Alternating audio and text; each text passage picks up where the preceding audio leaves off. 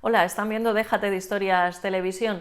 Hoy tenemos a dos de nuestros reporteros, digamos, más fijos en estos días, porque el psicólogo Ramón Oria de Rueda se ha convertido en un gran reportero que nos hace reflexionar sobre muchas cuestiones que están aconteciendo en estos momentos, y tenemos a Nacho Sandoval, el hombre de la eterna sonrisa, siempre con su lifestyle, que lo mismo nos lleva en un coche maravilloso a Segovia, que vayan ustedes a saber a dónde nos quiere llevar hoy, porque no para. Comenzamos. El agua micelar del Mediterráneo te garantiza más allá de la limpieza. Contiene prebióticos para reequilibrar todas las bacterias de la piel y de esa forma luchamos contra la imperfección y el envejecimiento. Además, estimula la producción de ácido hialurónico en un 200%, en la producción de proteoglicanos en un 89% y esas células responsables de fabricar el sostén y el relleno de la piel se reactivan en un 120%. El agua micelar del Mediterráneo es mucho más que un agua, es un tratamiento. Bueno, pues seguro que cuando todo esto pase tendremos algún motivo muy especial por el cual regalar una experiencia fantástica y sobre todo una experiencia única. Eso es lo que hicieron conmigo, que me regalaron un viaje a Segovia en Rolls Royce y además con almuerzo en el restaurante Maracaibo, Casa Silvano. Me vinieron a buscar a casa en Rolls Royce, nos llevaron, nos hicieron una visita guiada por Segovia, y eso lo hace Tours from Madrid, una agencia de viaje especializada en experiencias singulares en coches tan especiales como es un Rolls Royce. Aquí podéis ver la experiencia de la que disfrutamos Cristina y yo.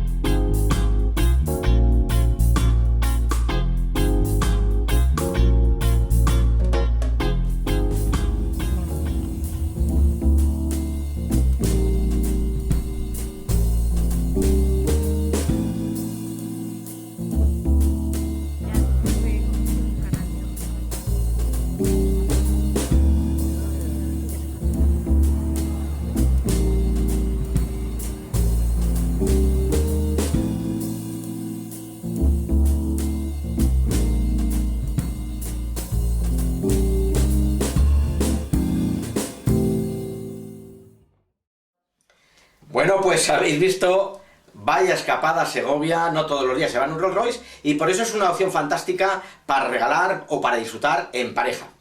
Pero si queremos irnos en familia o con un grupo de amigos, yo os propongo otra escapada. Hay que ir pensando a dónde vamos a ir cuando salgamos de casa, y os propongo acercarse al Museo del Vino de Pagos del Rey en Morales de Toro, en Zamora. Allí es donde se elabora el vino Sentero, sí, el vino Sentero con el que organizamos la Ruta Sentero y el Rabo de Toro a nivel nacional. No solamente el vino Sentero, el vino Bajós y muchos otros vinos de la compañía Félix Avantis, que es quien puso en marcha este proyecto enoturístico en Zamora, en Morales de Toro.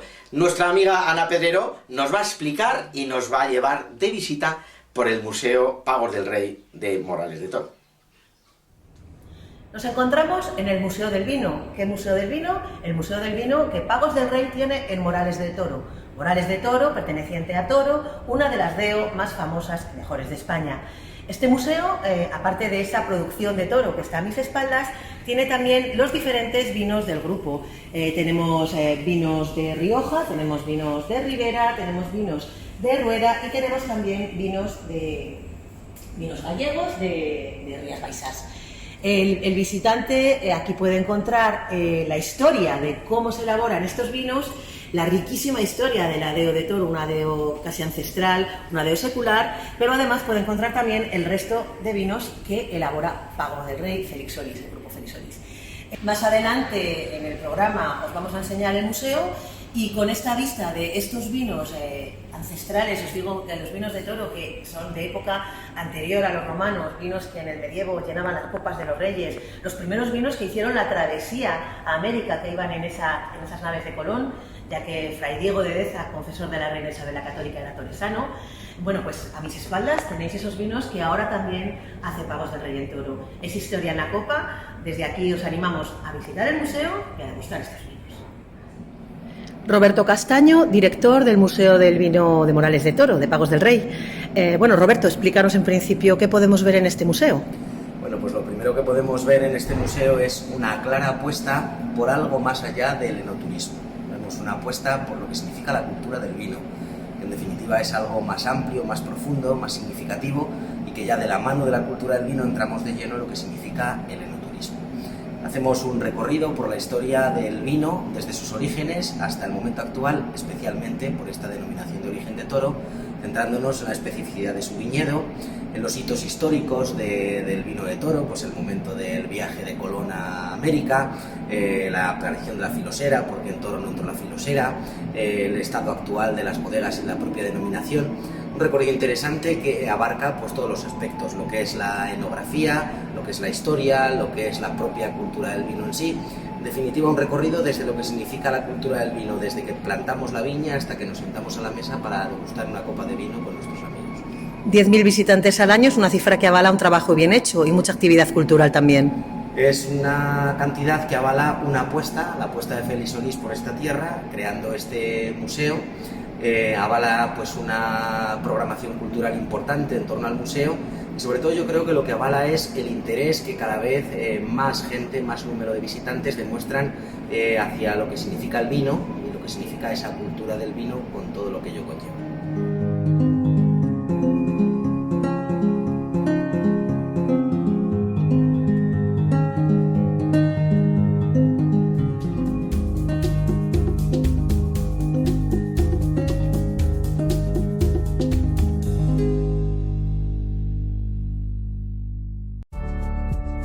El cuidado de la flora intestinal es esencial para el bienestar digestivo, el metabolismo y el sistema inmunitario.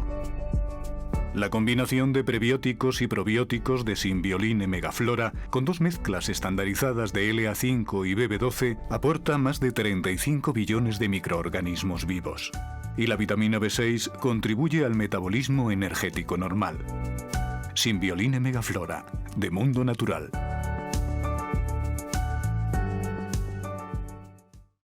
Hola, bienvenidos a Quédate en Casa, el espacio dedicado a la psicología en Déjate de Historias Televisión. Llevamos muchos días hablando de psicología y de psicoterapia y realmente no nos habíamos parado a explicar despacito en qué consiste la psicoterapia. Empezaré por el final. Para mí la psicoterapia es un proceso de diálogo entre el psicoterapeuta y el cliente que persigue ayudar a nuestro cliente a ganar en libertad y en coherencia. Ante el malestar, la idea de la psicoterapia es promover cambios en nuestros clientes que les ayuden a encontrar un mayor bienestar. Hay muchos tipos de psicoterapia, como seguramente muchos de ustedes conocen, pero en todas ellas hay dos características comunes.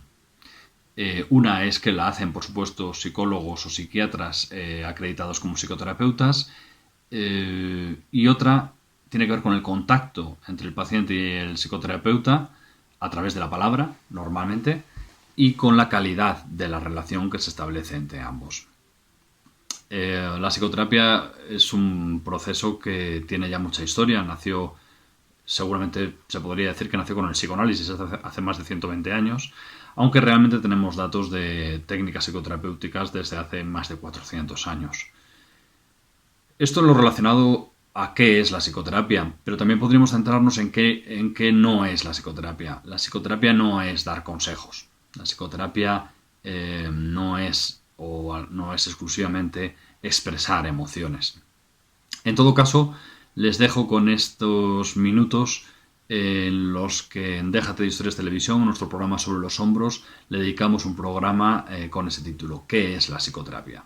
Espero que sea de su interés. Muchas gracias. En otra ocasión hemos hablado de cuestiones relacionadas con la psicoterapia. Por ejemplo, hablamos del humor en psicoterapia en uno de los capítulos, pero nunca nos habíamos centrado en la pregunta, ¿qué hacemos cuando vamos a un psicoterapeuta y qué es lo que hace él cuando nos atiende como tal? La mayor parte de las definiciones que tienen que ver con la psicoterapia hablan de que a partir de manifestaciones de malestar humano, el psicoterapeuta promueve el logro de cambios, promueve logros de cambios que hace nuestro paciente, cambios en el comportamiento y cambios que se pueden hacer con un paciente, con un grupo familiar o con una pareja y que suelen estar relacionados con el diálogo, con la comunicación. Hay diferentes asociaciones y diferentes entidades que certifican que un psicoterapeuta lo es. Hay una federación de asociaciones de psicoterapeutas en España, las hay internacionales, y en las psicoterapias también se suelen definir por su carácter. Las hay más cognitivas, más dedicadas al pensamiento, más conductuales, dedicadas a solucionar problemas de conducta. Hay terapias humanistas, que aquí tiene que ver con el enfoque. Hay terapias analíticas, como el psicoanálisis, que es la más clásica. En todos los casos hay dos características que todas las federaciones o las asociaciones reconocen como principales en la psicoterapia. Las dos características principales son el contacto directo entre un paciente y un psicoterapeuta que le consulta y que se suele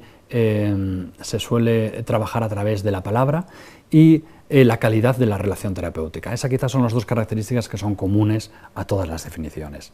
La más antigua de las psicoterapias reconocidas es el psicoanálisis, que se lleva desarrollando desde 1896, hace más de 120 años, y que fundó, como seguramente ustedes saben, Sigmund Freud.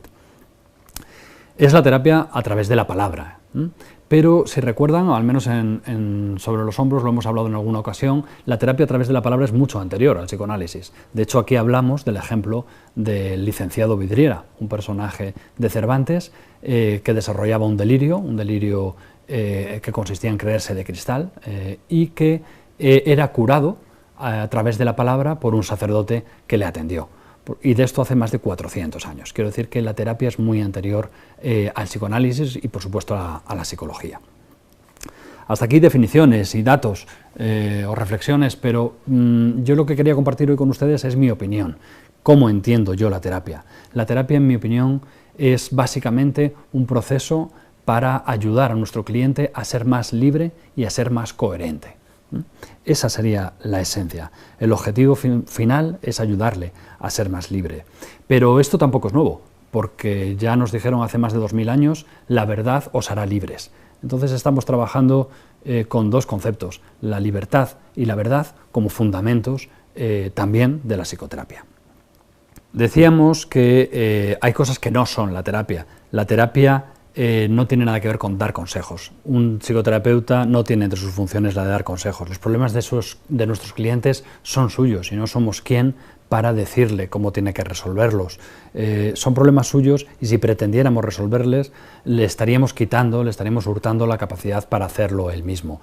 Por lo tanto, los terapeutas no damos consejos.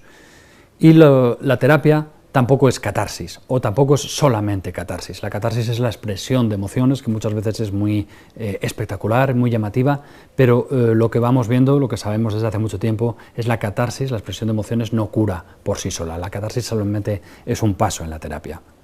La psicoterapia, por tanto, es otra cosa. La psicoterapia es un proceso de diálogo que tiene como objetivo que nuestro cliente sea capaz de desarrollar su capacidad para que se produzca en él un diálogo interno. Todos nosotros hablamos para pensar y después hablamos para aprender a dialogar.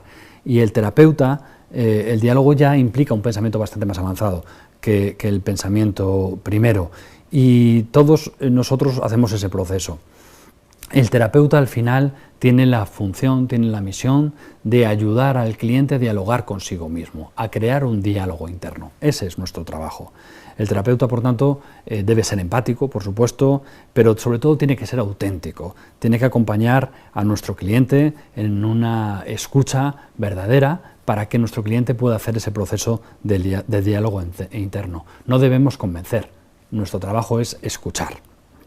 No por casualidad, el creador del psicoanálisis, que mencionamos antes, Sigmund Freud, decía: el síntoma es la palabra no dicha. Para Freud, la manera de ayudar a sus clientes, y para muchos de nosotros hoy, consiste en que nuestro cliente conozca y aprenda a amar sus ambivalencias. ¿Sí? Todos las tenemos, sanando la relación entre su mundo consciente y su mundo inconsciente. El proceso consiste en desanudar un embrollo de insinceridades que en muchas ocasiones nos tiene atrapados. Por tanto, la psicoterapia es un proceso en el que el terapeuta acompaña a su cliente a aprender a tener un diálogo interno y un proceso para que nuestro cliente sea cada vez más coherente y más libre. El estrés, la ansiedad y un ritmo acelerado de vida influyen de forma directa en la calidad de nuestro sueño. Calm Plus, de Mundo Natural, es una combinación de aminoácidos esenciales como el L-triptófano, precursor de la serotonina, y la vitamina B6, que contribuye al funcionamiento normal del sistema nervioso y a disminuir el cansancio y la fatiga. Vive con tranquilidad. Calm Plus, de Mundo Natural.